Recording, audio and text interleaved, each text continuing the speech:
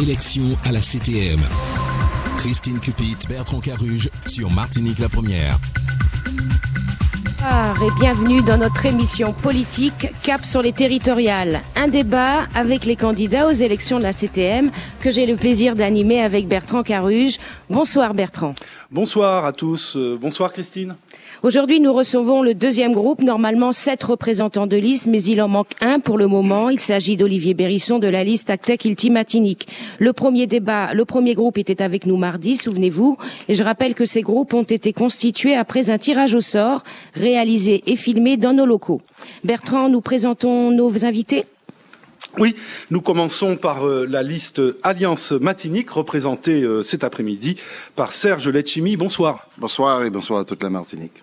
La liste Resper, représentée par Marcel Selaï. Bonsoir. Bonsoir à la Martinique, bonsoir à les auditeurs, bonsoir messieurs les journalistes et candidats. Oui, avec nous aussi ce soir, la liste Renaissance Martinique avec Max Orville. Bonsoir. Bonsoir à vous, bonsoir à tous les auditeurs. La liste Noukafeyan avec Béatrice Bellet. Bonsoir. Bonsoir à vous, bonsoir à tous les candidates, à toutes les candidates et donc à la candidate autre que moi présente et à tous les candidats. Bonsoir à toutes les auditrices et à tous les auditeurs de Martinique Première. Voilà. Bonsoir Guy Ferdinand. Vous représentez la liste La Martinique Avance. Celle pour qui il faut bien sûr voter. Bonsoir à tous les candidats et bonsoir aux auditeurs de Martinique Première. Et enfin, la Martinique Ensemble avec Catherine Conconne. Bonsoir.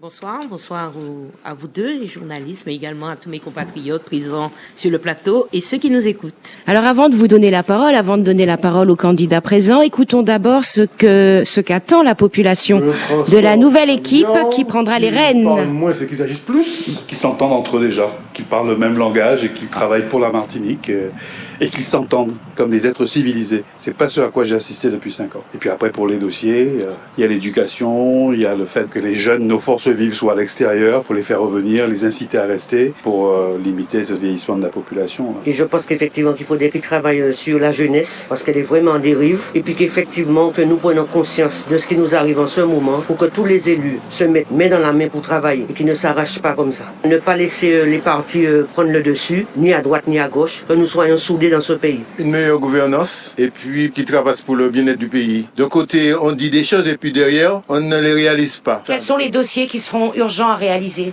L'eau. Je pense qu'il faut refaire les canalisations en Martinique parce qu'en fait, il y a trop de coupures d'eau et il faut régler le problème de ces guineaux. Une pensée pour les retraités aussi. Du changement? Quand vous dites changement, c'est-à-dire? Renouveler toutes ces personnes qui sont là en train de faire du n'importe quoi. Rajeunir le pouvoir un petit peu. Je suis pas contre les vieux, moi je suis une vieille. Et puis essayer de voir un peu autre chose. Il y a comme une dictature dedans, c'est quoi ça? Tous les anciens, c'est pour les nouveaux. Mais oui! Alors, Olivier Bérisson, bonsoir. Vous venez de nous rejoindre. Vous représentez la liste Actec-Ilti-Matinic. Alors, nous venons d'entendre des Martiniquais et des Martiniquaises qui nous disent un peu ce qu'ils attendent des prochains élus qui dirigeront la collectivité. Alors, on a retenu de l'entente au sein de la CTM ou encore la nécessité de passer le flambeau aux plus jeunes. Voilà globalement ce qu'ils attendent, sachant que vous, prochains élus, si vous faites partie effectivement de la collectivité, vous allez devoir officier pendant presque 7 ans puisque cette mandature va se terminer en mars 2028. Alors, nous reviendrons plus en détail sur les relations entre les deux institutions et les relations souvent houleuses entre le Conseil exécutif et la CTM et notamment ce fameux dossier Séguineau. Mais d'abord, vos réactions à ce que vous avez entendu. D'abord vous, monsieur Serge Letchimy. Bien, écoutez, je voudrais souhaiter d'abord bonne chance aux candidats et aux candidates qui se sont présentés. On a le sentiment de dire qu'il y a beaucoup de personnes, mais c'est une démocratie très ouverte et c'est très important. Et vous remercier d'organiser ce débat. Bon, je pense qu'il y a quelque part une unanimité qui se fait sur la question des dysfonctionnements de la collectivité territoriale de la Martinique. C'est pas la peine d'insister. Tout est dit dans vos micro-trottoirs. Il y a vraiment un enjeu terrible parce que lorsque vous avez un outil qui fonctionne pas bien, où les gens s'entre-déchirent, s'insultent, ne sont pas d'accord, il y a des conséquences graves. à la fois l'outil principal, parce qu'il y avait 2 collectivités, maintenant il n'y a qu'une seule. Si l'outil est en panne, c'est fini. Non. Et deuxièmement, ça a des conséquences graves. C'est sur la consommation des fonds, la performance économique, la situation sociale des gens qui attendent très longtemps que leur dossier soit traité sur le plan social, des entreprises qui attendent depuis très très longtemps. Donc on a vraiment une gouvernance malade. La question qu'on peut se poser, mais pour quelle raison? J'ai toujours la même analyse. Quand on a fait une mauvaise alliance, une alliance contre nature, une alliance à 2h du matin, un petit peu dans le dos de tout le monde, ça a fonctionné. Il faut respecter la décision du peuple. Mais cette mauvaise alliance conduit à une très mauvaise gouvernance parce que on n'a pas tenu compte du fait qu'il y a 2 entités, un conseil exécutif et une assemblée, avec des relations qu'il faut absolument apaiser aujourd'hui. Donc il faut plutôt voir l'avenir, plutôt que de rester campé sous les cancans qui ont déjà fait tellement de mal à la Martinique. Alors, on reviendra un petit peu sur ce que vous venez de dire, mais d'abord un tour de table sur les réactions à chaud. Monsieur Marcel Sella, et c'est à vous. Mais je suis d'accord avec M. Serge Letchimy qu'il faut s'attaquer au fond et non pas aux artifices. Disons d'abord, lorsqu'on parle de règlement de fonctionnement d'une entreprise, d'un projet, de n'importe lequel, il ne faut pas détacher la forme du fond. Le fond, c'est quel est le projet qui, depuis des années, anime les dirigeants de ce pays. Restons factuels. Ce qui a pété à la tête et au visage de la majorité de la classe politique dans ce pays, ce sont les inégalités sociales. C'est la montée de la pauvreté. C'est ce qui a pété au visage des uns et des autres. Et c'est de ça qu'il convient de s'occuper. Par conséquent, une meilleure version de la CTM, ce serait donner les moyens à la fois institutionnels, réglementaires et surtout politiques. Parce qu'il existe un instrument, vous parlez de fonctionnement, un instrument dont l'embryon a commencé à la Joupa-Bouillon et qui a trouvé son extension à Porto Alegre, qui s'appelle le budget participatif, qui à la fois regroupe à la fois les citoyens, les acteurs, les élus, mais aussi la population, qui est invitée à parler, à discuter, à prioriser ses choix, et puis avec le soutien, bien entendu, d'experts soucieux du bien commun. Si la région d'hier et la CTM d'aujourd'hui avaient pris en charge, avaient mis en œuvre cet outil, nous ne serions pas dans cet état-là. Béatrice Bellet. Je crois que il faut relever tout ce qui a été dit et qui manifeste évidemment une envie de renouvellement, de changement de la part des Martiniquais et surtout, en effet, une prise en charge résolue, visible, qui modifie le quotidien des difficultés rencontrées par les Martiniquais dans l'accès aux services publics. Et je dirais même dans l'accès aux services au public. Parce qu'il ne suffit pas d'avoir une administration, encore faudrait-il qu'elle puisse rendre ce pourquoi elle est constituée, c'est-à-dire venir modifier, en effet, le quotidien de nos compatriotes. Ce n'est pas le cas. Lorsque l'on parle du transport, ça fait 40 ans que nous entendons dans des assemblées, dans des réunions d'élus, dans des congrès d'élus, que cette question doit être réglée. Et pourtant, c'est un cheval de bataille des mêmes à chaque élection depuis 40 ans. Donc il y a un besoin de renouvellement, et ce à quoi nous avons insisté, en effet, ces 5 dernières années, était probablement prévisible, parce qu'on ne peut pas, au-delà de tout, même si on dit, et certains considèrent qu'il ne doit plus y avoir de prisme de famille politique. Ce ne sont pas des églises et des clochers. Nous ne sommes pas en train de défendre simplement des partis, mais une façon d'envisager aujourd'hui la conception du vivre ensemble et la conception de la mise en commun de la solidarité. Des solidarités, qu'elles soient humaines ou des solidarités territoriales. Et nous savons en effet qu'aujourd'hui, quelques 100 000 compatriotes vivent en deçà du seuil de pauvreté, c'est-à-dire avec moins de 1026 € par mois. Et nous savons également, puisque je parle de solidarité, je termine, et nous savons également que une grande partie de cette pauvreté se concentre dans le Nord. Donc la collectivité doit apporter des réponses immédiates aux inégalités que nous pouvons constater. Max Orville, Renaissance Martinique. Alors, selon vous, c'est parce qu'au départ, ça ressemblait quand même à un formidable outil qui émanait de la volonté des élus martiniquais, qui se sont réunis en congrès, qui ont travaillé, tout ça. Alors, c'est l'outil qui est mauvais ou c'est l'équipe de mécaniciens, de pilotes qui n'était pas bonne? Alors, si vous permettez, moi je dirais simplement que d'après votre micro-trottoir, et je crois que tout le monde est d'accord pour dire, il y a un constat, les choses ne vont pas bien. Si les choses ne vont pas bien, les choses sont inefficaces. Le projet n'apparaît pas, et derrière tout ça, c'est la Martinique qui souffre. Ça, c'est sur la forme. Maintenant, la question étant, et je partage ça avec certains candidats qui l'ont dit, c'est de trouver le projet qui va nous permettre, d'avancer, de faire avancer notre île et faire rendre plus harmonieuse notre population dans ce qu'elle souhaite. Mais je crois que malheureusement, cette première CTM qui a donc inauguré une nouvelle manière de faire avec cette loi de juillet 2011, eh bien, je crois qu'elle a révélé des carences. Ces carences, on les voit, dysfonctionnement entre l'exécutif et l'Assemblée. Il y a donc peut-être aussi à se prémunir pour que cette loi et que cet outil, qui se voulait très performant, soit peut-être modifié. Et donc, il appartient de ne pas laisser le soin aux seuls, comment dirais-je, gouvernants, ceux de demain ou ceux même d'après, de gérer ou d'avoir un management différent. Je veux dire par là que une bonne CTM, c'est un outil impartial, ambitieux, qui nous prémunit contre toutes les dérives qu'on a pu voir depuis 5 ans.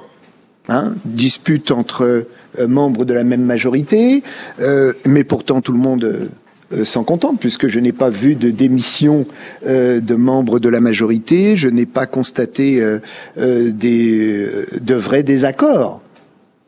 Il faut aussi se le dire, tout le monde rouspète, mais je n'ai pas entendu de vrais désaccords. Et j'ai envie de dire, je vais reprendre un mot d'un ancien ministre socialiste au temps de Mitterrand, qui disait, un ministre, soit ça ferme sa gueule ou ça démissionne. Vous êtes à plus de 2 minutes, il faudra. Oui, on va revenir, non, parce qu'en fait. Je sais bien. Voilà. Donc ce que je veux dire, c'est que je n'ai pas vu de désaccord. Et pourtant, le micro-trottoir... On n'avait pas vu de désaccord. Je n'ai pas vu de désaccord allant aussi loin. Jusqu'à la démission. Ce sont des désaccords formels. Voilà. Alors Guy Ferdinand, vous qui êtes à la tête d'une liste exclusivement représentée par des membres de la société civile, je suppose que ce micro-trottoir vous a extrêmement interpellé, notamment sur le problème de l'eau, puisque finalement ces dysfonctionnements dans la gouvernance ont eu un impact sur le quotidien des Martiniquais. Quelle est votre analyse sur ça et comment vous vous projetez si vous deviez justement prendre les rênes de cette collectivité? Si je vais prendre les rênes de c'est ce que vous allez dire. Parce que la première chose qu'on entend dans le micro-trottoir, c'est l'exaspération des gens. Ce qui veut dire que les gens ont voté pour un certain nombre de Martiniquais, donc de compatriotes à eux, qui se connaissent entre eux depuis 20, 30, 40 ans, 50 ans pour certains, puisqu'ils font de la politique depuis à peu près ce temps-là. Et depuis 30 ou 40 ans, ils ont des visions différentes, ils ont réalisé des choses différentes, ils ont réussi des fois à travailler ensemble, pas travailler ensemble. Ce qu'ils transpirent dans l'exaspération des gens, c'est que 50 Martiniquais n'arrivent pas à penser pour les 300 000 autres. Et c'est vraiment ça. Ils n'arrivent pas à mettre leur ego de côté pour que cette Martinique avance. On reste dans des histoires de quartier, des histoires d'ego, des histoires de principes, des virgules sur des procès-verbaux. On reste sur du chichi. C'est celui qui va signer ou marquer l'avenir de son nom ou de sa phrase, où il faut qu'on l'entende, où il faut qu'on retape des procès-verbaux. Les Martiniquais, aujourd'hui, ce qu'ils ont besoin, c'est des solutions. On parlait de l'eau.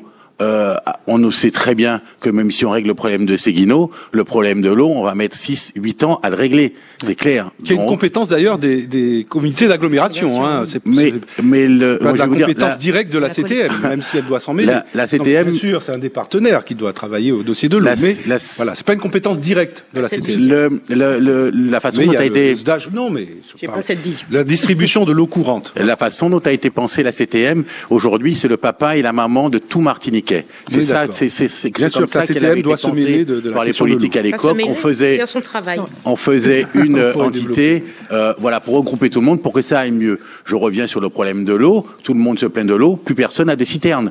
Donc il faut peut-être qu'on se repose les bonnes questions. Donc on va aller mettre des citernes à tout le monde. C'est dans notre projet de la Martinique Avance, avant de mettre 8 ans à réparer les canalisations. Alors, ça a commencé quand même. Hein. Il y a un programme pour les citernes. Là, alors je crois. Pourquoi on n'oblige pas initié par nous. Voilà, ça a été initié du temps de la région de Serge Letchimy, c'est lui qui le dit. Mais c'est initié, mais ce n'est pas... Il faut aller plus fort, selon vous. Mais c'est exactement ce que les gens disent, ce n'est pas performant. Donc c'est initié, mais maintenant, il faut dire aux gens, chaque permis de construire a l'obligation d'avoir un panneau solaire et une citerne. Et on a fini. Au moins, ceux qui construisent auront ça. Et après, on gère ce qui est déjà là. Ce que je veux dire, c'est que les gens du micro-trottoir, c'est de l'exaspération. C'est ça, ils sont là, ils voient les millions passer, ils entendent. Ils sont pas, et ils ont voté pour les gens qui sont là. Et ils ont l'impression d'être déçus, désabusés. Plein de gens ont dit les promesses qu'on nous a faites sur les trottoirs de toutes les communes, puisque tous les candidats passent dans toutes les communes faire justement leur propagande. La majorité des gens votent pour eux, et quand ils sont au pouvoir, ne réalisent pas ce qu'ils font. Donc ça va peut-être changer si on les rajeunit. Je reviens juste sur sur le rajeunissement. Pourquoi on ne met pas un seuil d'âge pour les gens qui se présentent à la CTM? Oula. C'est-à-dire que un tel est âgé de plus de 70 ans, il peut plus se présenter. Mais c'est ce que les gens disent. Pourquoi on renouvelle pas? C'est ce qu'ils disent. Hein. Moi, je traduis juste le micro-trottoir. Vous seriez favorable à cela? Mais on va en parler. Il faudra en parler. C'est pas moi qui décide, ce sont les électeurs. Hein. Olivier Berrisson, pour vous, c'est une question d'hommes ou peut-être d'ego mal placés qui font que ça fonctionne mal en ce moment chez nous, à la collectivité? C'est une question d'appartenance sociétale. Nous appartenons à une société issue de Romains, c'est-à-dire du Belay. Dans la ronde Belay, pourquoi penser bien que mon akabat tiboa, si pas en harmonie, puis t'as akabat tamboua, si pas en harmonie, puis t'as qu'avouer la voix, si pas en harmonie, puis la voix d'air, si pas en harmonie, et puis c'est mon akabat danser la ronde Belay a pas qu'à milieu. Donc là, c'est un mauvais Belay. C'est-à-dire que nous sommes dans une trahison permanente de ce qui fait que nous sommes présents tous ici. Ça veut dire que l'organisation n'est pas faite avec notre histoire, elle est faite selon des modalités. J'ai entendu, puisqu'il a fallu que je prépare un peu cette émission, donc j'ai entendu certains discours mardi soir. C'est assez affolant. Hein. On prend des exemples sur le Sénat, par là, etc. Personne ne prend l'exemple sur les sociétés qui doivent nous fonder. Et c'est pour ça que nous, on s'appelle Actec Ilti Martinique. Parce qu'on doit être fondé sur notre culture. Et je pense qu'on résoudrait bien des problèmes si on se concentrait sur ce que nous sommes et sur l'héritage qui nous a été laissé. Nous avons une fâcheuse manie de trahir notre héritage ancestral. Et on se cache derrière des textes, on se cache derrière des institutions, et on se cache derrière des virgules et des chiffres. Quand même des institutions pour pouvoir. Maintenant, attendez, la collectivité vie en société a besoin d'être régulée et réglementée. De Martinique. Attendez, c'est le résultat. Olivier Berrisson, on peut poser une question? C'est le résultat de notre acculturation, c'est ça que vous voulez dire? C'est ça? Mais bien sûr. D'ailleurs, il y en a même un célèbre, je sais plus quel est son métier, qui a dit qu'en Martinique, il reste plus de culture martiniquaise. Et je serais tenté de lui répondre, heureusement, il n'y a pas toujours. Bon. Et je parle là, il y a des représentants qui se prévalent de ces airs. Nous aurons des propositions d'ailleurs à faire à ce niveau. Parce que ce qui est important, c'est que l'on comprenne qu'un peuple se construit d'abord sur sa culture. Et des institutions qui sont faites hors de sa culture vont donner les résultats que nous avons. Et vous nous direz quel instrument vous voulez qui corresponde exactement à la culture martiniquaise. Ne vous inquiétez, posez-moi la question, nous répondons. Bon, on vous la posera tout à l'heure, mais c'est Catherine Conconne, à vous. Oui, je pense qu'il faut arrêter de faire un mauvais procès à cette collectivité, puis de croire que c'est le cadre qui n'est pas bon. Moi, je trouve que ce cadre est moderne, il appelle à la responsabilité, il y a un autre mode de gouvernance que ce que nous avions connu, commission permanente, région, département. C'est quelque chose de nouveau auquel il faut s'habituer, mais il faut arrêter de croire que quand vous donnez à quelqu'un une voiture et qu'elle conduit mal, que c'est à cause de la voiture. L'outil a été dévoyé, il y a certainement peut-être des trous dans la raquette ou des interprétations juridiques qui sont peut-être pas assez fondées, pas assez claires, qui ont fait que en décembre 2015 ou en janvier 2016, je ne sais plus, on a voté par la majorité un règlement intérieur qui donne tous les pouvoirs et qui fait la part belle à un conseil exécutif. Il faut pas non plus nier, avoir un peu de courage et de dire qu'il y a des gens qui sont à la tête de ce conseil exécutif, qui sont membres de cette majorité, qui n'ont pas l'ADN du démocrate. Il faut se le dire. Et il ne faut pas moquer de pour vous, c'est une conception différente de la séparation des pouvoirs. Oui, je suis désolée. Aujourd'hui, il doit y avoir des passerelles qui sont posées de manière sereine, respectueuse, entre l'Assemblée, qui est pour moi la partie la plus importante de cette collectivité, parce qu'il y a à l'intérieur de cette Assemblée la pluralité des représentations, les représentations qu'ont voulu le peuple, Vox Populi, Vox Dei, il faut toujours se rappeler de ça. Et en face, vous avez un conseil exécutif qui doit être en parfaite harmonie avec cette Assemblée qui a été voulue et qui représente la volonté populaire. Quand ça dysfonctionne et que moi, conseillère territoriale, je n'ai même pas un ordre du jour du conseil exécutif, je ne reçois même pas un procès verbal du conseil exécutif, lorsqu'il n'y a aucune passerelle établie entre les deux instances, forcément que lorsqu'on arrive en plénière, ça donne une impression de foire d'empoigne. Parce qu'aujourd'hui, au XXIe siècle, on ne gère plus, on ne manage plus les humains comme on les manageait dans les années 70 ou dans des habitations. Il faut absolument des instances intermédiaires qui, à un moment donné, provoquent la rencontre des élus des deux instances, où on peut échanger sereinement, faire le point sur des dossiers en toute transparence, hausser le ton s'il le faut, parce que bon, on peut ne pas être d'accord, mais ça c'est dans l'ordre des choses. Ce n'est pas un défaut, mais en même temps, pouvoir se dire que lorsqu'on arrive en plénière, les choses sont plus sereines, sont plus claires, parce qu'il n'y a pas ce fonctionnement qu'on a attribué à la collectivité et qui n'est pas du tout écrit dans la loi, qui ne fonctionne pas comme dans la loi. Je rappelle que depuis janvier 2016, je fais la grève des commissions à la CTM.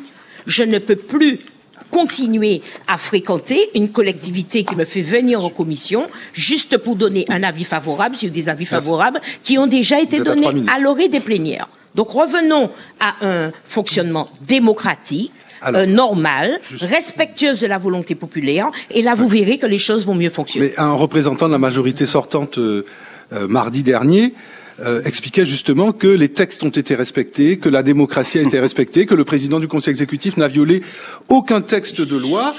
Et vous dites, Serge Letchimy, que ce n'est pas le texte de loi qui organise la CTM qui pose problème. L'essentiel, c'est d'avoir de bons pilotes. C'est vrai, mais vous, on a compris. Un petit proverbe, Serge, avant que tu ne prennes la parole. Vous savez, il y a un petit proverbe martiniquais qui dit « En moi, mon macaque n'a jamais trouvé chlilette ». Donc, n'attendez pas de la majorité qu'elle puisse s'auto-flageller. Non, mais ce qu'il faut demander, c'est parce qu'il dit, mais non, mais la loi dit que le chef de la collectivité territoriale, c'est le président du conseil exécutif, ne serait-ce que parce qu'il est l'ordonnateur. C'est lui qui signe pour que ce soit payé, c'est lui qui signe les chèques. Donc, celui qui paye, c'est le chef. Est-ce que c'est votre conception? Si vous êtes élu, là, est-ce que vous, si vous êtes président du conseil exécutif, vous allez vous considérer comme le chef, le président de la CTM? C'est un pouvoir partagé, en toute responsabilité, avec un exécutif qui prend des décisions, initie des choses, organise le fonctionnement de l'institution, de l'administration, et en même temps, une assemblée, et cette assemblée doit recevoir des moyens pour fonctionner. Ce qui a été fait, c'est qu'on a asséché l'Assemblée en moyens. Si on fait des comparaisons entre la Corse et puis le nombre de personnes qui se trouvent dans l'Assemblée de Corse et ici, on est de l'ordre de 40 à 2-3 personnes. La comparaison est terrible. Donc l'Assemblée ne pourrait pas fonctionner. Je voudrais revenir sur votre préoccupation. Il faut dire, est-ce que c'est un outil mauvais ou ce sont des mauvais pilotes? Je voudrais pas être désobligeant vis-à-vis de qui que ce soit, mais sincèrement, les pilotes sont pas bons. Pour quelle raison? C'est pas individuellement que je les juge. Et je reviens sur l'idée. Ce qui a été fait en 2015, la coalition contre nature, vraiment, automatiquement, allait conduire à cet échec-là. Automatiquement. Parce que pour que ça fonctionne, il faut que ce soit la majorité qui émerge, notamment avec la prime majoritaire de 11 sièges. et que cette majorité dégage une organisation avec une assemblée, comme l'Assemblée nationale a une majorité, et vous avez un exécutif qui se trouve dans la même majorité. Mais comme 2 jours après, elle a explosé, pas ni majorité encore. C'est là que ça se passe. Enfin, 2 jours après, non, je dis 2 jours, 2-3 mois après, c'est une expression. Et ce qu'il faut, c'est surtout prendre des décisions et revenir à des propositions. Il faut surtout pas refaire ce qui s'est fait en 2015. Il faut pas de coalition contre nature, des gens qui n'ont rien à dire. Ça, c'est une première décision. La deuxième chose, c'est qu'il faut absolument donner des moyens à l'Assemblée pour fonctionner de manière extrêmement libre, délibérée, analyser des textes, et Claude Lise l'a dit très souvent. Il a répété à plusieurs reprises. Alors, on me dit, oui, mais c'est le règlement intérieur. Pas du tout. Je vous donne l'article. C'est l'article L 7226-6 de la loi du 11 juillet 2011 qui dit la chose suivante: le Conseil exécutif de Martinique met à la disposition du Conseil des collectivités, de la collectivité et de l'Assemblée les moyens nécessaires à son fonctionnement. C'est très clair. Donc, lorsqu'on ne le fait pas, M. Marie-Jeanne ne l'a pas fait correctement, donc il est hors la loi. Et la deuxième chose, eh bien, il a une situation, il se met en position d'autocrate. Mais c'est ce qui s'est passé et qui a tout explosé. C'est pour ça que les conséquences qui ont été indiquées tout à l'heure sont graves. C'est dans ce sens qu'il faut absolument avoir une gouvernance, et ça, ce sont des propositions. Ma deuxième proposition, une gouvernance pacifiée, structurée, organisée, qui respecte l'opposition et qui respecte surtout le personnel qui est en burn-out, parce que quand vous avez des patrons qui fonctionnent pas et qui s'insultent, eh bien les 5000 salariés sont en situation extrêmement difficile. C'est cette coalition, non pas entre politiques qui cherchent du pouvoir, mais entre politiques qui doivent exercer le pouvoir avec des salariés qui sont dans la CTM, et bien sûr au profit du peuple. Merci Serge Letchimy.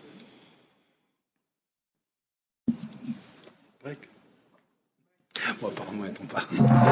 Cap sur les territoriales.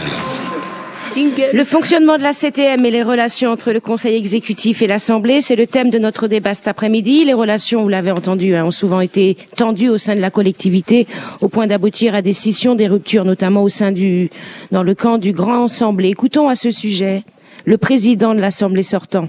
Claude Lise revient sur les difficultés qu'il a rencontrées pour exercer ses pouvoirs.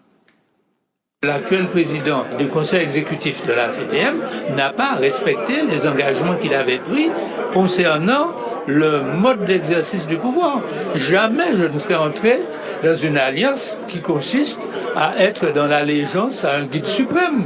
Il nous a en quelque sorte trompés. Alors j'entends quelquefois que nous serions des traîtres. Pas du tout. Celui qui a trahi ce que nous avions voulu faire, c'est lui. Et c'est lui qui a pris la responsabilité de l'échec, de cette dislocation. Ça, nous ne l'avions pas du tout voulu. D'ailleurs, pendant longtemps au sein de la CTM, vous aurez remarqué que nous avons tout fait pour essayer de maintenir une cohésion.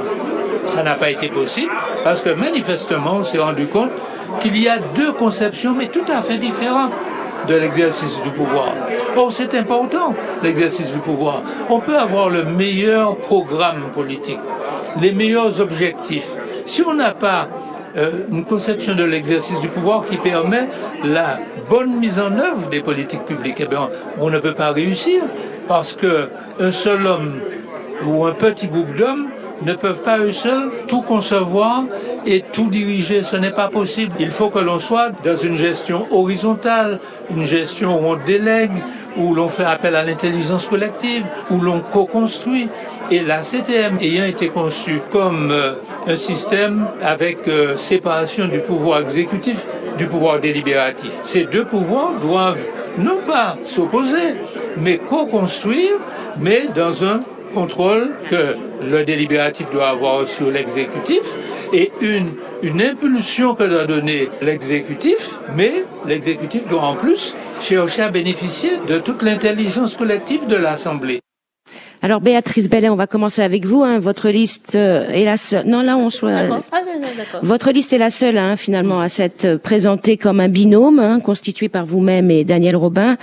Que pensez-vous de l'analyse de notre président de l'Assemblée sortante sur cette séparation des pouvoirs écoutez, qui finalement n'a pas correspondu à sa conception? Avec tout le respect que je porte au président Claude Lise, je crois que une institution peut être changée.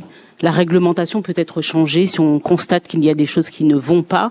Elle doit être en correspondance avec la société, avec les personnes qui la composent, et il est possible d'apporter des amendements. Donc je ne trouve pas que ça soit dramatique. Je suis pas obligatoirement d'accord d'ailleurs avec toi, Catherine, sur le fait que l'outil soit moderne et parfait. Je crois qu'il y a eu 5 ans, en tout cas qu'il soit moderne. Je le trouve pas obligatoirement très moderne parce qu'il constitue en effet un regard qui est celui un peu de la Constitution de la Ve République et qui concentre, c'est vrai, là tel qu'il a été écrit, les pouvoirs dans les mains d'un exécutif.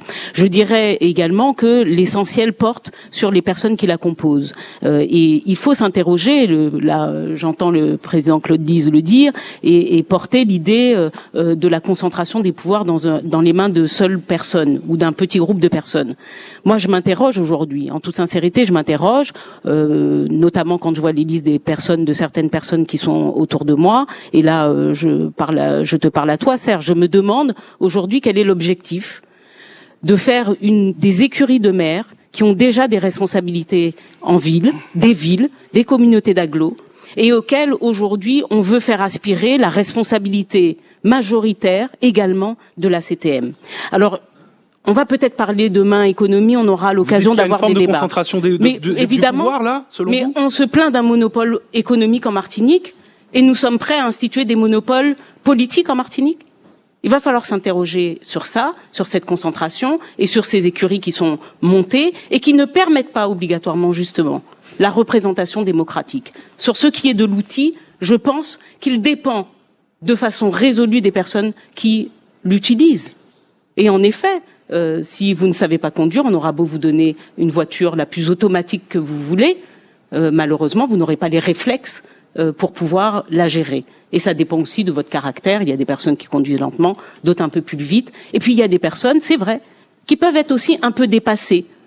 Parce qu'en l'occurrence, il y avait un dépassement avec 2 personnes et on a vu comment ça a fonctionné. On a 2 personnes qui ont recouvré leur petit bureau, l'un à la région, l'un au département, et qui ont voulu toutes 2 reprendre leurs habitudes et qui ne se sont pas muets et qui n'ont pas été agiles dans la gestion de cet outil. Mais le résultat, c'est pas l'outil. Le résultat, c'est la population, et nous sommes tous là en train de le dire. Le résultat n'est pas bon et satisfaisant. Alors Serge Letchimy, vous qui avez été interpellé par Béatrice Bellet, effectivement sur votre liste il y a de nombreux maires, mais pas que ça. Que lui répondez-vous justement ? Je trouve les propos de Béatrice Bellet extrêmement méprisants vis-à-vis des maires. Et les maires ont été élus, il y a bien sûr... Non, je méprise personne. Mais oui, mais l'expression écurie, ce sont des chevaux, quoi. Bon, si vous allez dans ce sens, vous parlez d'écurie de maires, c'est vraiment très méprisant. Non, vous savez, une écurie, c'est une équipe aussi. Non, oui, faut pas transformer. Faut pas transformer. Allons, la question d'écurie. Non, j'ai pas eu l'habitude de mépriser les gens, donc non, Serge. Non. Écoutez, tu emploies des expressions. Oui, mais non, il faut pas les déformer. Non, ça c'est manipuler l'opinion publique que de faire croire que je genrifie, j'animalise les gens. Non. Alors, allez-y, Serge Letchimy. Vous pouvez faire un petit peu plus. Non, oui. C'est un peu méprisant. Non. La question d'écurie de maire, ce sont des élus du peuple. Tout à fait. Qui ont été choisis par un peuple. Monsieur Zobda, c'est pas un homme d'écurie. Monsieur Nestor Azero. Les hommes d'écurie, vous voyez, vous dites des choses graves et puis vous... Bien sûr. Bon, et c'est Monsieur Nestor Azero n'est pas dans une écurie. Monsieur Didier Laguerre, c'est pas une écurie. Il faut absolument respecter des gens. Et je considère aussi que le choix qui a été fait d'avoir un lien territorial à travers les EPCI et les communes me semble essentiel pour l'avenir, parce que ce qui nous manque, c'est ce dialogue permanent à l'échelle communale, à l'échelle partenariale avec les EPCI. C'est pour ça d'ailleurs que nous proposons dans le cadre de notre plan de relance que nous voulons mettre en œuvre tout de suite, notamment autour de la relance par le BTP, la question de l'eau. La question de Seguino, c'est une responsabilité majeure de la CTM. Bien sûr, la politique de l'eau globale, c'est pas la collectivité territoriale seulement, mais la question de l'eau, c'est essentiel. Donc nous voulons relancer cette dynamique économique, et cette dynamique économique, à mon avis, passe par un plan de relance, et chaque commune sera visitée si nous sommes choisis. La deuxième chose, nous comptons faire des conventions de partenariat avec les EPCI qui ne dialoguent pas suffisamment, parce que la CTM ne dialogue pas. Si vous voulez développer au niveau territorial, l'espace sud, Cap Nord et la CACEM sont des territoires de projet, parce que ce que nous voulons faire sont des territoires de projet. Et quels sont, Madame Bellé, les premiers interlocuteurs que nous avons? Ce sont les maires, parce qu'ils sont démocratiquement Et vous allez élus, m'expliquer comment vous allez voter la CTC et faire sortir tous les maires présents dans votre liste lorsqu'il s'agira de voter les aides aux communes. Ça va être très drôle. Nous allons voir ça, parce que si vous considérez qu'il y a une inégalité quelque part et que ça soit votre seule volonté, laissez-moi m'exprimer, s'il vous plaît. Si vous êtes véritablement. Oui. Alors, c'est terminé parce qu'il faut que les gens parlent. Je dis simplement qu'il n'y a aucune contradiction à ce qu'il y ait des maires sur une liste dans le cadre d'une collectivité territoriale. Aucune contradiction, ni aucune encore juridique. Et je suis totalement conscient de l'importance de cette responsabilité que nous avons. Et deuxièmement, vous avez parlé aussi de personnes qui ont... Vous parlez de Béatrice Bellé? Oui, Madame Bellé, qui ont recouvré leur petit bureau. Bon, je trouve ça un petit peu méprisant aussi, parce que vous parlez quand même de deux personnes, Monsieur Marie-Jeanne et Monsieur Elise, qui ont donné des dizaines d'années de leur vie, et je ne pense pas qu'il faut leur réduire à l'idée d'avoir deux petits bureaux qu'ils ont retrouvés. Marcel Selaï. Oui, je veux juste rebondir sur le mot mépris. Il y a un mépris dont on se plaint guère, c'est le mépris colonial. Je suis assez étonné qu'on s'arrête à des petits bureaux et autres. Il y a un mépris colonial qui se réfugie dans les programmes scolaires. Il y a un mépris colonial qui flotte avec des drapeaux de 4 serpents. Il y a un mépris colonial qui méprise la jeunesse et qui exile cette jeunesse. J'aimerais bien qu'on parle plutôt de ce mépris colonial. Et j'aimerais également qu'on parle davantage des conditions de reproduction de la misère dans ce pays. J'ai commencé mes propos par quelque chose... Précisément, de ce point de vue, est-ce que vous trouvez que la CTM a été justement je reprends l'expression, un bon outil pour réduire... Mais non, mais je termine ma question, Marcel Selaï, puisque j'apporte de l'eau à votre moulin quasiment, pour réduire la fracture sociale, la pauvreté, certains disent la misère. Ici, est-ce que finalement la CTM, au cours des travaux qu'ils ont fait là pendant les 5 ans, ça a permis d'améliorer la situation globale de la Martinique, et notamment sur ce plan-là? J'imagine que il y a une minorité qui a trouvé son compte dans les dysfonctionnements de la CTM. Cette minorité-là s'est enrichie. Ils ont l'esprit d'animaux, précisément. Et l'esprit d'animal, c'est le président du syndicat des BTP qui le dit en 2018 dans un article d'Antia. Les chefs d'entreprise ont l'esprit d'animaux dans ce pays. Pourquoi il dit ça? Parce qu'ils n'investissent pas ni l'argent qu'ils ont, ni l'argent qu'ils obtiennent de la part de la région et de la CTM notamment. Vois ça. Est-ce qu'on peut confier l'avenir d'un pays à une minorité qui ne pense qu'à s'enrichir? La CTM, la région auparavant, ont terni l'image. Ils ont présenté la CTM comme un centre de gestion, comme une chambre de commerce, et c'est normal que d'autres prétendent à investir ce lieu. Et donc, la population ne trouve pas son compte dans ce modèle de gestion. Les intérêts de la population ne sont pas représentés depuis quelques années au sein de la plus haute assemblée. La CTM travaille pour nous. La CTM, c'est un centre de gestion, un prestataire de services. La CTM, la région travaille pour nous. La CTM, c'est un prestataire de services. Non, c'est la plus haute institution politique de ce pays. Et que par conséquent, ce sont des problèmes mineurs qui sont évoqués parce que les problèmes de la société, les problèmes de vie chère, exprimés par des milliers et des milliers de gens pendant un mois en 2009, ces problèmes-là ne sont pas réglés. La CTM va crédibiliser son image lorsque cette CTM va commencer à prendre en charge réellement les problèmes de la société, mais avec lucidité. Parce que la plus grande lucidité, c'est de dire à la population que tant que nous aurons l'imposition des lois, de la domination, de la profitation capitaliste, rien ne va changer essentiellement dans ce pays. Alors, Max Orville, comment auriez-vous réglé le consensus entre l'Assemblée et le Conseil exécutif sur le dossier Séguinos, sachant que le Conseil exécutif, normalement, est censé exécuter le vote et les décisions de l'Assemblée? Et on s'est retrouvé avec une Assemblée qui a poursuivi le Conseil exécutif devant un tribunal. Eh bien, vous voyez, si vous permettez, c'est peut-être je reviens sur les propos tout à l'heure de Serge Letchimy et de Catherine Conconne concernant l'outil. Moi, je pense que si l'outil a été dévoyé, et je le pense, j'assume, je constate encore une fois que, en entendant le président Claude Lise, pour lequel j'ai beaucoup de respect et avec qui j'ai aussi échangé, il dit « je n'ai pas eu le pouvoir. Si j'avais été mis au courant de la gouvernance qui se profilait, jamais je n'y serais allé. » Cela signifie, en clair, que, en un mot, mais je veux dire, cela signifie en clair qu'il n'avait pas les moyens juridiques pour poursuivre et pour arrêter un dispositif qui ne marche pas. Je prends un exemple.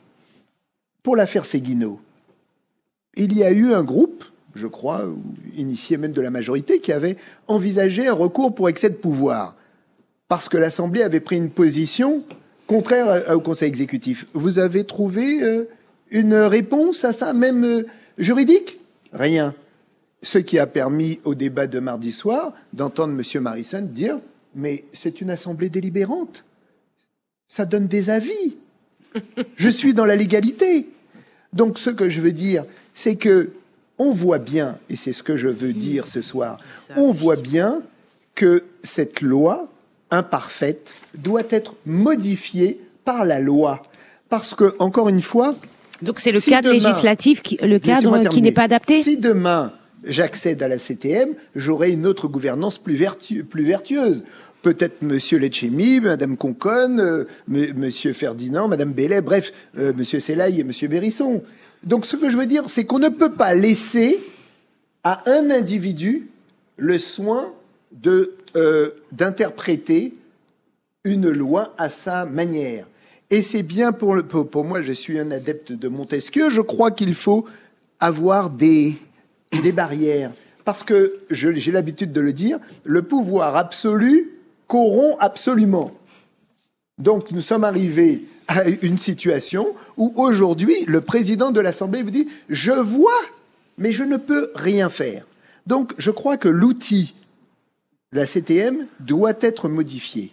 Et je pense qu'il appartient à nos éminents parlementaires, dans le cadre de la loi 4D qui est actuellement en débat et qui fait une navette, peut-être d'introduire des amendements sur ces modifications, puisque que disait le président Claude Lise? Et il nous a même fait des propositions. Il faut que la loi précise un certain nombre de choses. Serge Letchimy a expliqué tout à l'heure que oui, le Conseil exécutif met à la disposition de l'Assemblée. Mais il va regarder combien, comment, qui, que quoi. Donc ça autorise chacun à interpréter à sa façon.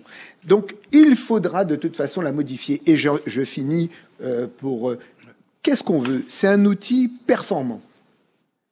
Il faut les gens performants. Pardon? Il faut les gens performants qui vont avec l'outil. Mais ce que je veux dire, je termine très bien. Monsieur Ferdinand sera sûrement très performant. Je n'ai aucun doute là-dessus. Mais ce que je veux dire, il le sera davantage encore lorsque les règles seront claires, établies.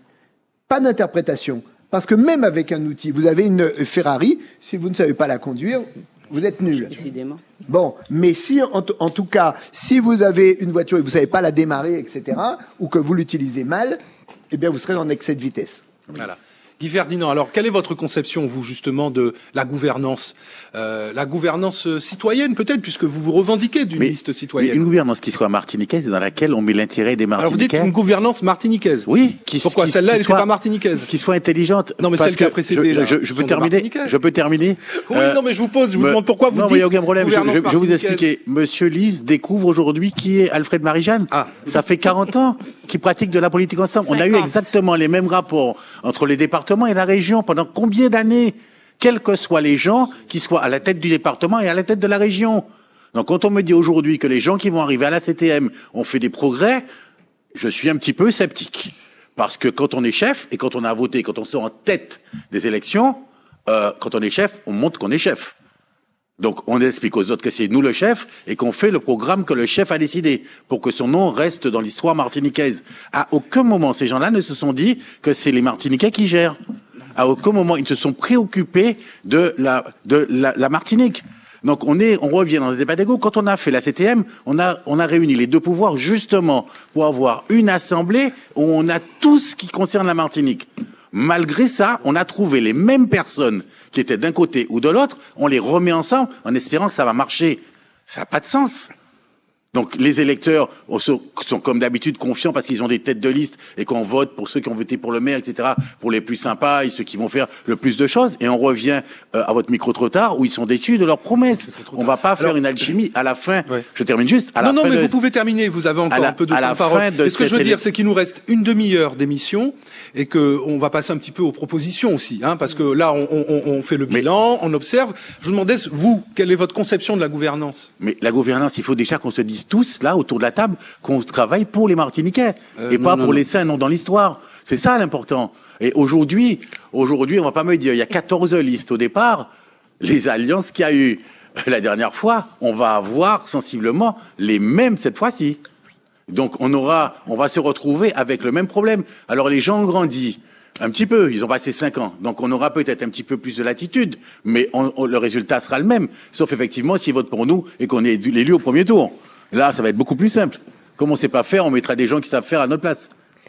Catherine Conconne, alors Max Orville vous a interpellé, enfin entre autres vous, parmi les parlementaires, pour pouvoir améliorer il y a certainement certaines précisions dans la loi. Et en ce moment, avec mon collègue Maurice Antis au Sénat, nous travaillons dessus puisque la loi a été présentée un véhicule possible. Hein, c'est pas cette loi 4D n'est pas faite pour la collectivité de Martinique. Ça sert de véhicule possible pour éventuellement porter des précisions avec certains amendements. Oui, c'est vrai. Quand on dit qu'il faut donner les moyens, il faut, à mon avis, encadrer davantage. Je ne crois pas qu'il faut toujours laisser aux humains de dire la loi et d'interpréter la loi. Il faut un maximum d'encadrement qui soit opposable à tout le monde. Et là, les choses sont plus sereines, sont plus dirigées, etc. Je veux dire aussi que il y avait possibilité de contredire ce qui se passait, Max. Mais bien sûr qu'il y avait possibilité. Il y a les tribunaux pour ça.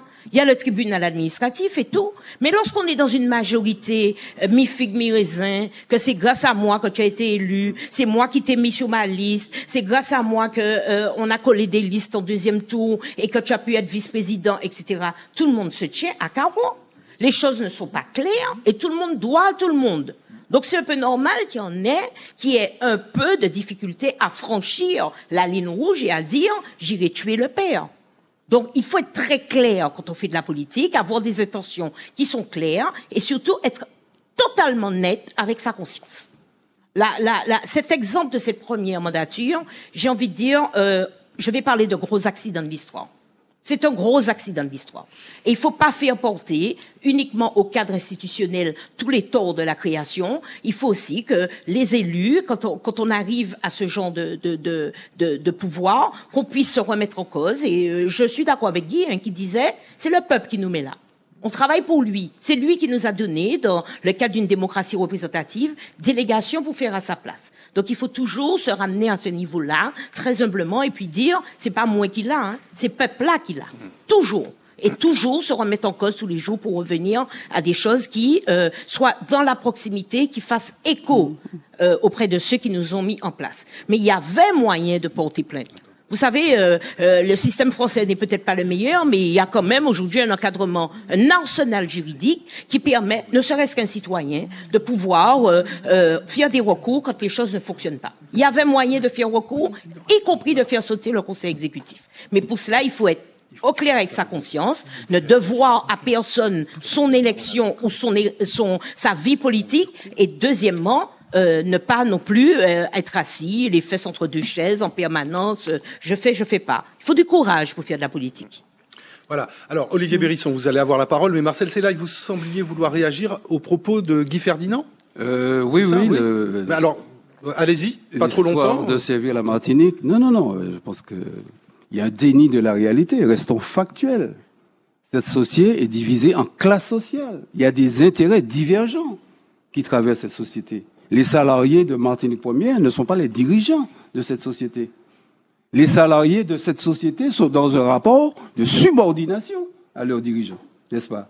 Oui, dans beaucoup d'entreprises. Si nous prenons la question de l'emploi, c'est pas une question technique. C'est une question politique. Ouais. Mais je vois pas bien en quoi ça vous gêne dis, par rapport au propos de... Quand monsieur Ferdinand dit la Martinique, non. Il y a une Martinique en bas, dont vous avez eu une représentation, un échantillon représentatif en 2009, où il y avait du monde du travail, il y avait des gens qui ont travaillé, qui ont fait tourner la société. Vous avez eu une jeunesse qui porte aujourd'hui le visage de la pauvreté. Vous avez eu des retraités. Vous avez eu surtout des petites catégories, des petits producteurs, des petits artisans, des petits paysans dans la rue. Vous avez une jeunesse en quête d'identité culturelle. Mais vous avez eu aussi, malheureusement, pour ce pays, des artistes, les gens qui font rêver ce pays, les gens qui font tenir ce pays. Des artistes sont aujourd'hui dans une situation de délabrement moral et parfois dans une misère sociale. Dans cette société, il y a ceux qui dirigent, ceux qui décident de la vie de milliers et de milliers de gens. Et puis ceux qui subissent. Voici la réalité. Dans ces élections, nous voulons parler politique avec une question fondamentale. Si nous sommes en démocratie, est-ce que c'est le peuple qui dirige, ou bien est-ce que ce sont les détenteurs de capitaux qui dirigent, ou bien est-ce que ce sont les gestionnaires des détenteurs de capitaux que nous voulons remettre ici? Olivier Bérisson, d'après vous, la solution pour une gouvernance de la collectivité plus démocrate, ça serait quoi? Maïlivé et puis enfouillé d'Ifé. Enfouillé d'Ifé, c'est 3 roches. Système là organisé là et puis 3 organes.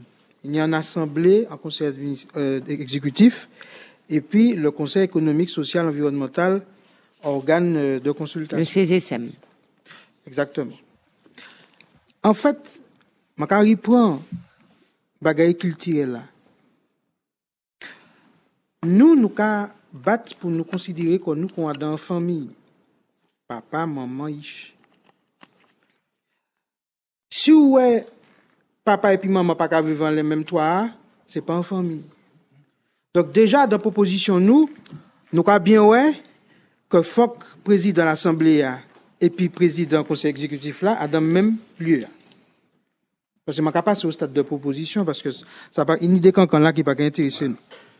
Bon. Et Martinique bon et puis ça. Et il faut que organe consultatif là aussi faut que nous y voyons. Faut que nous y voyons composition et faut que nous y voyons moun qui moun est-ce que c'est peuple là qui en dit dedans? Organes consultatifs. C'est censé représenter ce qu'on appelle les organes intermédiaires. Vous savez, les corps intermédiaires. Justement, les corps intermédiaires de quel corps? Non, bon. Socio-professionnels. Écoutez bien ça, Magali. Non, oui, non, mais les corps intermédiaires de quel corps? Oui, est-ce le corps du peuple? Des syndicats de salariés. Mais non, mais je vous dis, vous m'interrogez. Non, mais je vous demande qu'est-ce que vous mettiez à la place. Mais Mazadou. Alors dis-nous, c'est le corps du peuple.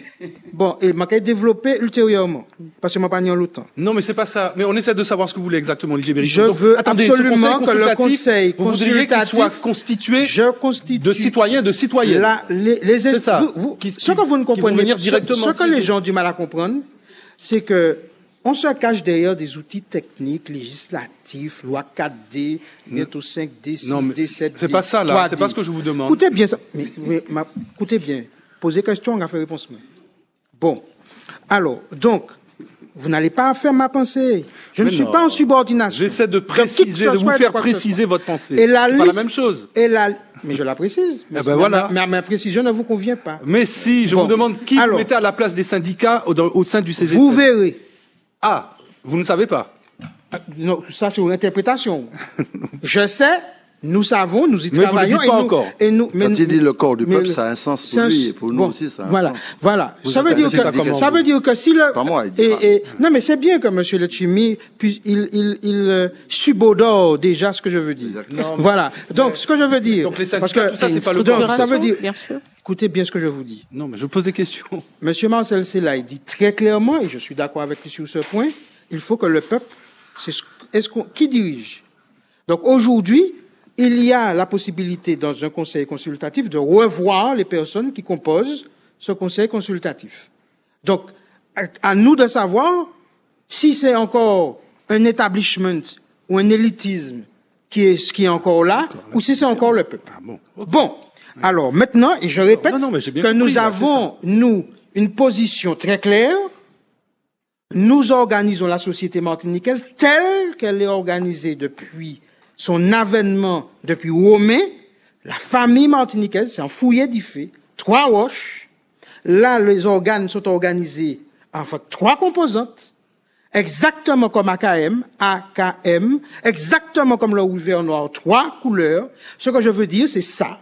Ça veut dire que là, aujourd'hui, une maman, un père, un enfant. Donc aujourd'hui, nous devons faire en sorte que... Des fois, il y a 2 mamans. Hein. Comment? Des fois, il y a 2 mamans ou 2 papas pour un enfant. Je n'ai... D'accord.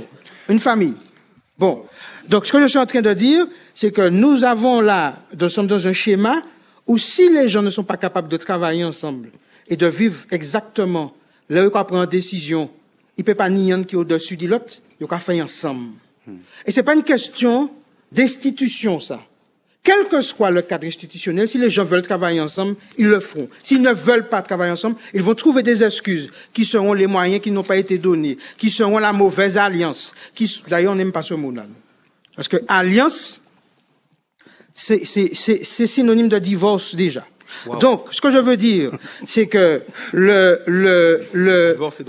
que je veux dire, c'est que nous avons un problème majeur, c'est que en amont de la constitution d'un groupe, d'une équipe, d'une famille, en beaucoup pas mettre ou bien on va pas savoir des monde pas mettre ensemble si vous pas aimer là nous ni des monde qui a fait des mariages, j'allais dire de raison de comment on appelle ça, arrangé. Il faudra à l'ancienne, conclure à Olivier au Moyen Âge. Je vais vous rappeler vos temps de parole. Donc je termine mon propos en disant que les gens peuvent nous faire confiance sur le fait que nous sommes déterminés à remettre la culture martiniquaise, non pas seulement au niveau artistique, mais au niveau des institutions.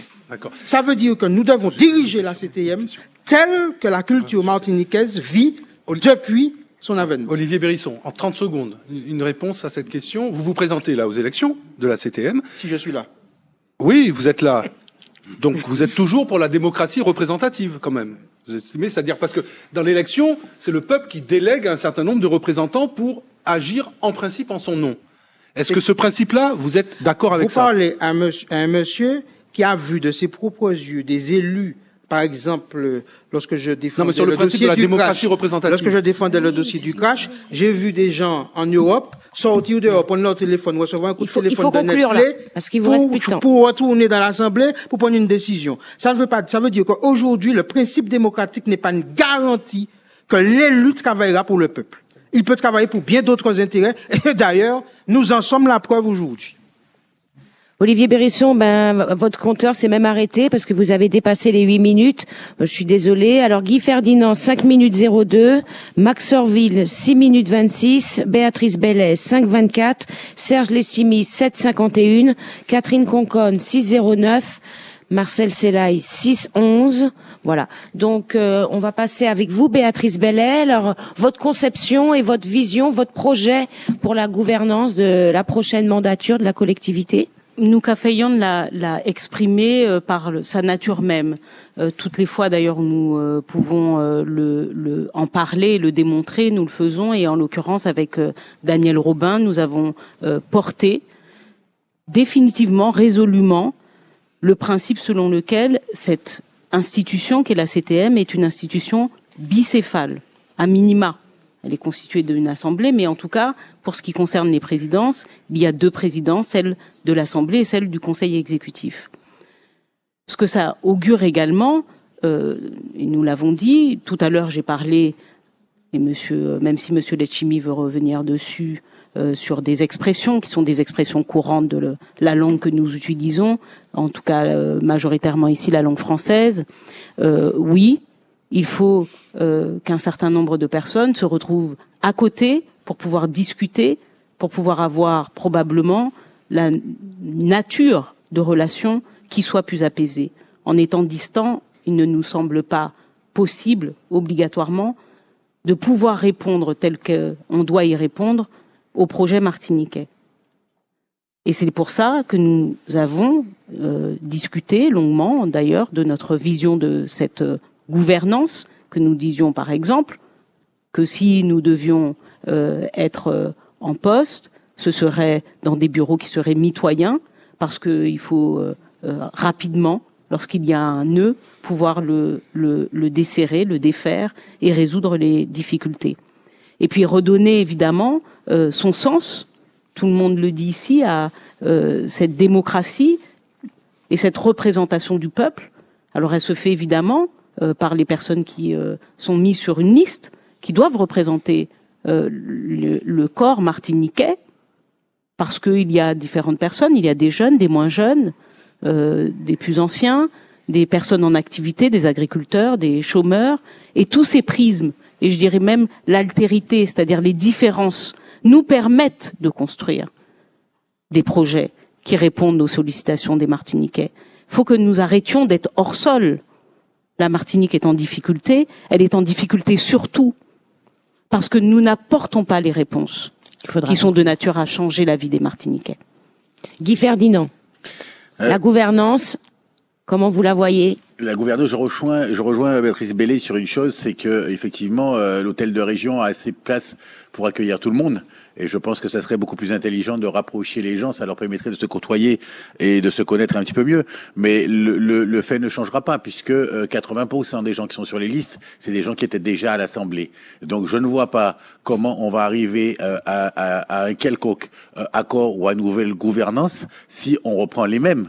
Je ne crois pas qu'aucun d'entre eux ne va s'assagir. Je crois au contraire que plus ils ont de l'expérience, plus ils ont d'ego. Donc je ne vois pas comment on va pouvoir changer cette gouvernance, sauf si ils prennent conscience d'un seul coup, comme ça, un petit peu comme si l'Esprit Saint leur venait, qu'ils travaillent pour les Martiniquais. Ça leur ferait vraiment du bien, et ça ferait vraiment du bien, surtout à la Martinique. Donc il faut que nos politiques et tous les candidats qui sont là aujourd'hui imaginent déjà le schéma qu'ils vont avoir à la fin du deuxième tour. Il faut vraiment qu'ils commencent à y penser maintenant et quel eau ils sont prêts à mettre dans leur vin pour faire avancer la Martinique. Vous, c'est quelle touche nouvelle vous apporteriez si vous étiez élu? L'avantage de la Martinique avance, c'est que nous n'avons aucune expérience politique. C'est peut-être un inconvénient, ça deviendra un inconvénient dès qu'on sera élu parce que il y a un certain formalisme qu'il va falloir qu'on apprenne, mais on apprend très vite. Ça, c'est l'avantage. Mais nous n'allons peut-être pas utiliser ni les mêmes techniques, ni le même savoir-faire que des gens qui ont 40, 50 ans de politique et qu'on a déjà vu à l'œuvre, sans décrier l'action qu'ils ont fait. Ils nous ont emmenés jusqu'à aujourd'hui. Maintenant, qu'ils passent le relais et que les Martiniquais fassent le choix de changer les choses. Ça ne suffit pas de pleurer. Il ne suffit pas de dire j'ai pas d'eau. Il faut voter pour la personne qui va apporter la solution de l'eau, mais pas qui va vous dire en 2037 on va résoudre le transport. Les gens de Shellcher, demain, ils aimeraient bien prendre le bus. Mais pas en 2037. Donc les gens qu'on va retrouver qui sont déjà sur les listes, c'est les mêmes. Donc vous pouvez jeter les dés dans n'importe quel sens. Faut être un double 6, un double 4, etc. Mais ça, on va revenir aux mêmes choses. On aura exactement les mêmes problèmes. Si on l'a pas la première année, on l'aura la deuxième, la troisième. C'est pareil. Donc on peut peut-être essayer. Donc vous, c'est vraiment une autre méthode que vous voulez apporter. On va essayer d'amener déjà changer les personnes. Du nouveau souffle. On n'y connaît rien. Donc, on est des candides, on est des néophytes. Donc, qu'est-ce qu'on risque? Même si on se trompe, on dira qu'on risque, qu'on s'est trompé parce qu'on est néophyte. Mais je vous assure qu'on pensera en Martiniquais. Hein. Ne t'inquiète pas, il y a une administration très bien formée qui... J'ai aucun doute sur les gens, je n'ai aucun doute sur les professionnels qui travaillent à la CTM. C'est organisé un petit peu comme la chambre de commerce où j'avais travaillé. C'est exactement les mêmes sensibilités. Après... L'évaluation des politiques? L'évaluation des politiques chaque année, par exemple, est-ce que c'est quelque chose? On verra. Mais quand on vote ce conseil exécutif, on sait ce qu'on a fait, ce qu'on n'a pas fait. On sait ce qu'on a promis, ce qu'on n'a pas promis. On sait ce que les Martiniquais ont besoin. Est-ce qu'on a répondu tous les mois aux besoins des Martiniquais ou pas? C'est simple le fonctionnement. Après, il faut pas avoir envie que son nom reste, voilà, qu'on ait peut-être un jour on aura un stade Serge Letchimy. Catherine Conconne, alors votre gouvernance, comment vous la verriez si vous deviez accéder parce qu'en fait vous pensez que l'outil est adapté, donc qu'est-ce qu'il faudrait changer? Il ne faut pas tomber dans l'excès de superficialité qui consiste à dire que c'est parce que les gens ont deux bureaux au côte à côte que les choses vont mieux marcher. Je suis allée en Corse. J'ai rendu visite à la collectivité de Corse qui ressemble parfaitement à la nôtre. Le président de l'Assemblée et le président du Conseil exécutif sont distants de 150 km. Oui, il n'y a aucune distance à 150 km en Martinique. Même si on met un à Grand-Rivière et l'autre à Sainte-Anne, il n'y aura pas cette distance-là. Donc c'est pas une question d'être à côté. C'est pas ça. C'est pas ça du tout. C'est une question d'état d'esprit. C'est une question de cap qu'on s'est donné. C'est une question de contenu qu'on a donné aux politiques publiques. C'est une question de programme qu'on a co-construit. Et puis cet outil, pour le gouverner, il faut lui rendre de l'oxygène. Il faut le rendre au peuple. Il faut le rendre proche du peuple. Moi, j'installerai 3 grandes conférences. Une conférence territoriale pour un copilotage de ce pays-là, un copilotage intelligent à 38 édiles, 3 présidents de PCI, 34 maires et la CTM qui régulièrement, tous les mois, se réunissent et font le point sur les questions majeures du pays. Les problèmes de l'eau, les problèmes du transport, parce que tout ça est transversal à la Martinique. C'est une capillarité parfaite qu'il faut installer. J'installerai aussi une conférence sociale. Il faut que les syndicats puissent se parler. Qu'on puisse parler peut-être de concorde sociale. Il faut peut-être aussi qu'on parle des associations caritatives qui prennent le peuple en main tous les jours et qui ont besoin de cette fusion de politique publique, de cette mise en harmonie de politique publique. Et puis je crois aussi qu'il faut une conférence économique. Aujourd'hui, lorsqu'on reçoit le secteur économique, quel qu'il soit, petite, moyenne, grande entreprise, FTPE, au MEDEF, on vient voir le président uniquement quand on a des problèmes de financement, ou on parle au président quand il y a un problème sur l'octroi de mer, l'échéance arrive. Non, il faut que ce soit un continuum et que régulièrement, en toute sérénité, on puisse parfaitement prendre le baromètre de la population qui nous a désignés et co-construire ainsi un pays qui a besoin de cette concorde nationale martiniquaise pour avancer. Bon, et puis ça demande aussi qu'il y ait une certaine limpidité au moment où on arrive au pouvoir et qu'on sait ce qu'on doit faire. Vous savez, lorsqu'on m'a beaucoup taquiné pour aller à cette élection-là, beaucoup de gens me disaient, oui, si tu vas avec qui? Je leur ai dit, et souvent avec beaucoup de fermeté, arrêtez de me parler avec qui.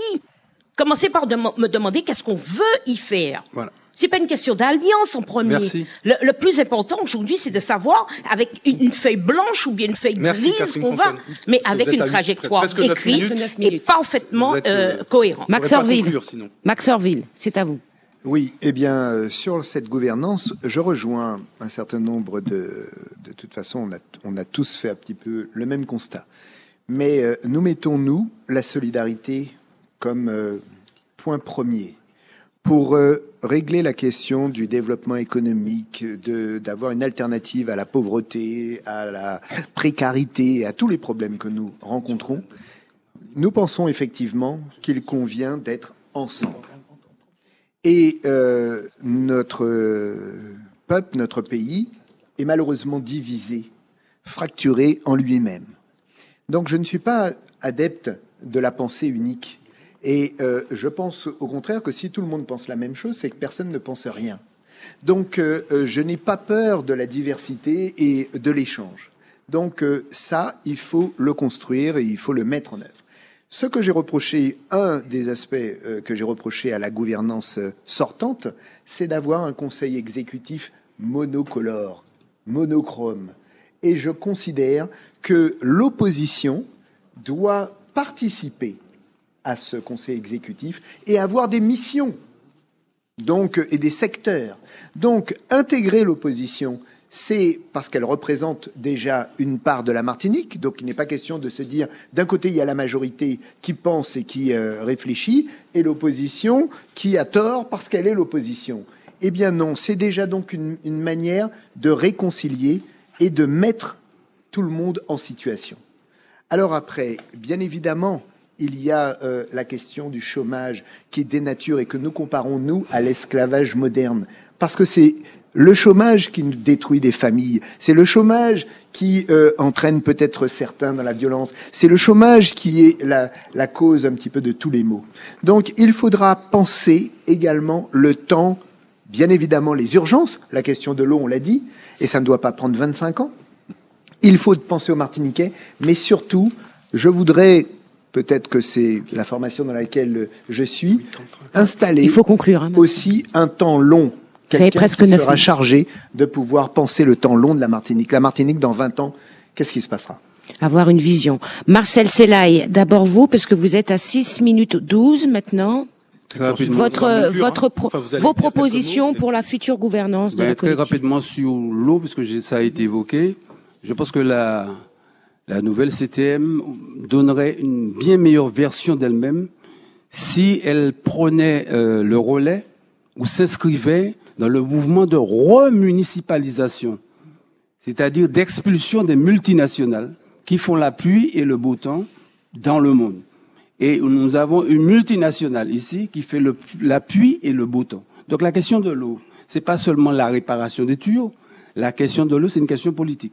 Est-ce que les Martiniquais peuvent gérer ou pas leur eau en fonction des politiques décidées, ou bien est-ce que ce sont les multinationales qui continuent de faire la loi? C'est ça la première chose.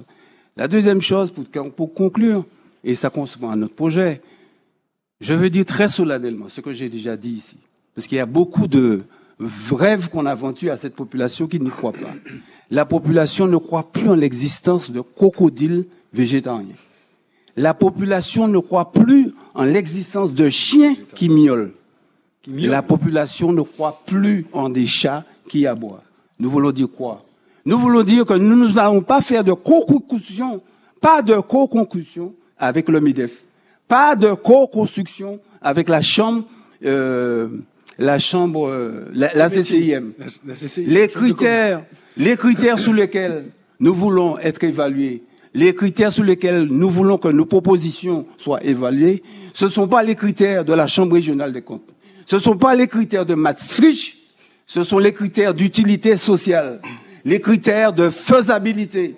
Et sous la question de faisabilité, oui, il y a des choses qui sont faisables tout de suite en saisissant les règles, les outils réglementaires qui existent. Il y a des choses pour lesquelles il faudra affronter les puissants. Nous ne mentirons pas à la population. L'État a une responsabilité. Qui a donné le gouvernement français mandat pour démanteler l'hôpital? Qui a donné au gouvernement français mandat pour démanteler l'éducation? Eh bien, nous avons sur ce terrain des choses. Il faudra conclure, Marcel Célan. Et donc, par conséquent, pour conclure, nous avons quelques positions qui apparaissent déjà dans notre première lettre.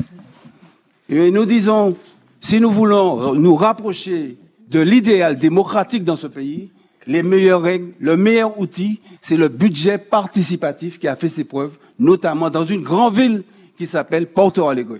Serge Letchimy, quelques derniers mots sur la gouvernance. Oui, sur la gouvernance, nos propositions, nos engagements sont les suivantes. Une majorité stable parce qu'on aura une coalition stable et saine. La deuxième chose, c'est des moyens conséquents à allouer à l'Assemblée, à la fois en moyens humains, mais aussi en financement et en budget. La troisième chose, c'est une organisation démocratique des débats avec les commissions, parce que l'Assemblée a un pouvoir de refuser une proposition qui est faite par le président de l'exécutif ou la présidente de l'exécutif. Une ouverture assez large, parce que je souhaite qu'il y ait un membre de l'opposition qui soit dans le conseil exécutif, voire peut-être deux, mais c'est un débat.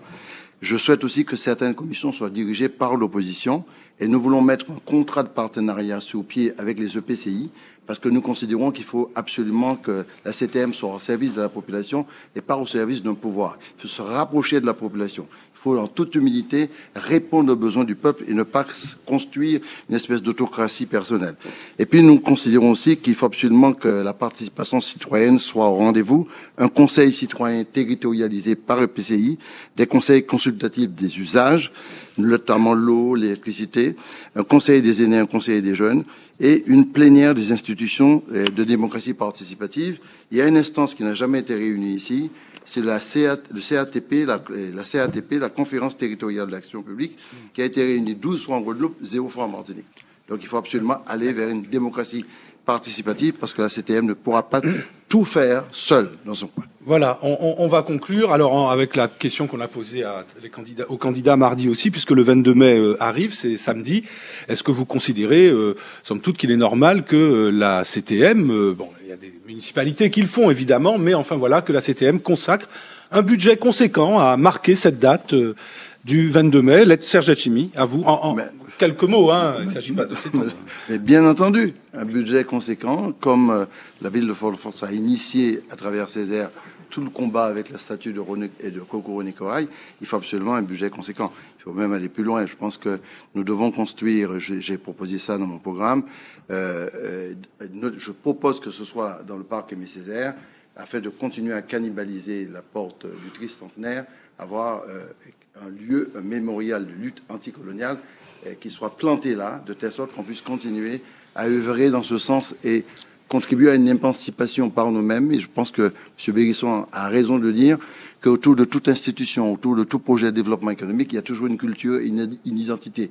C'est parce qu'on aura cette identité qu'on sera beaucoup plus puissant dans la résilience nécessaire à la mondialisation. C'est fini, merci. Béatrice Bellet. Écoutez, moi, pour être en plus dans les collectivités, pour travailler depuis plus de 20 ans dans les collectivités locales, je crois définitivement que la nature, évidemment, que des relations que nous entretenons les uns avec les autres, nos interdépendances sont très importantes et notre croyance en la capacité, en effet, de nous mouvoir ensemble est importante.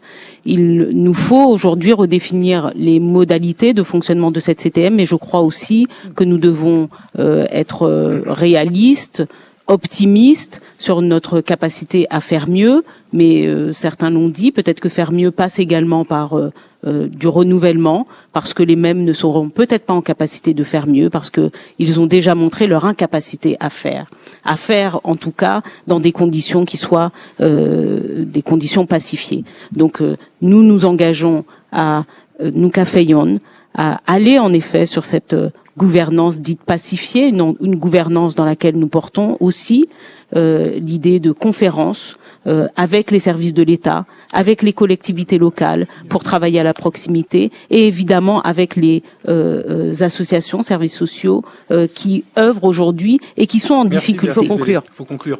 Voilà, quelques mots le 22 mai, oui. Le 22 mai, voté pour nous caféyon. Le 22 mai, pardon. Le 20 juin, voté nous caféyon, c'est ce que j'allais dire. Mais sur ce qui est du budget, par rapport à l'Assemblée. Non. Sur le principe, pardon, excusez-moi. De consacrer une part du budget, de consacrer de l'argent à la CTM pour faire une grande fête pour le 22 mai. Non, c'est pas une fête, c'est une commémoration. Je crois qu'il faut voir les choses. Notre culture, c'est pas, on va pas faire un budget simplement pour le 22 mai. Je crois que notre culture doit être portée quotidiennement et que ce n'est pas simplement le 22 mai. Il y a bien d'autres choses. Comme c'est dans 2 jours, c'est tout à fait. Mais Max Orville. Max Orville. Eh bien, on va faire quelques mots, assez court. Oui, il faut célébrer et commémorer le 22 mai, bien évidemment. Et dans le programme Renaissance, nous avons prévu effectivement de doubler le budget de la culture.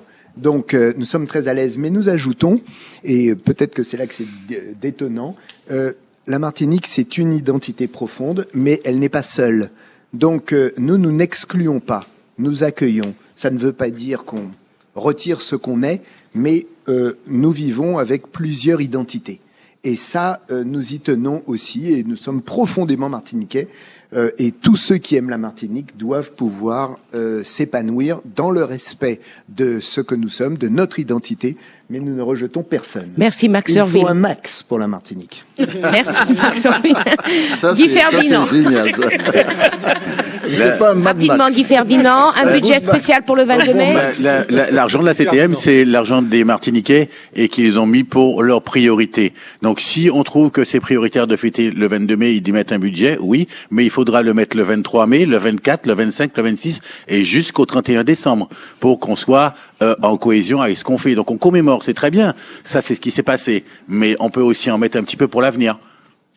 Olivier Bérisson. 22 mai, c'est tous les jours. Merci. Et Acte Kilti Martinique qui a dit très clairement que le 22 mai n'est pas encore terminé. Il y a un certain nombre de faits de ce 22 mai qui sont des faits qui engendrent de la souffrance et de l'injustice.